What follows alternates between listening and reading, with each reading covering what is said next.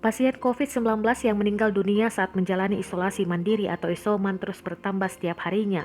Pasien tersebut meninggal meskipun tidak memiliki komorbid atau penyakit penyerta. Hal ini memunculkan pertanyaan publik terkait efektivitas perawatan sendiri di rumah, khususnya pada pasien, orang tanpa gejala atau OTG dan pasien gejala ringan.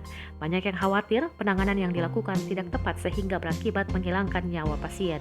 Dr. Daeng M. Fakih SHMH, Ketua Umum PB Ikatan Dokter Indonesia atau IDI, mengatakan pasien meninggal saat isoman umumnya disebabkan gejala pemburukan yang tidak mendapatkan pertolongan. Kondisi tersebut menyebabkan kenaikan gradasi keparahan infeksi sehingga harus mendapatkan perawatan lebih. Ia menguraikan gradasi pasien COVID-19 terdiri dari 5 tahapan, yakni OTG ringan, sedang, berat, dan kritis. Ketika mengalami pemburukan, pasien isoman otomatis naik menjadi level sedang dan harus dibawa ke rumah sakit.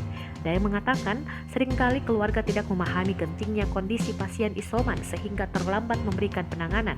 Hal yang cukup krusial untuk diperhatikan, tambahnya, adalah kadar saturasi oksigen pasien. Oleh karena itu, ia mengatakan penting sekali bagi pasien isoman untuk selalu terhubung dengan dokter atau ahli kesehatan setempat, termasuk melalui layanan telemedicine. Tujuannya agar tetap mendapatkan pendampingan dan menghindarkan diri dari gejala yang lebih berat. Pastikan untuk terus memantau kondisi pasien dan melaporkannya untuk mendapatkan arahan yang tepat dalam menanganinya.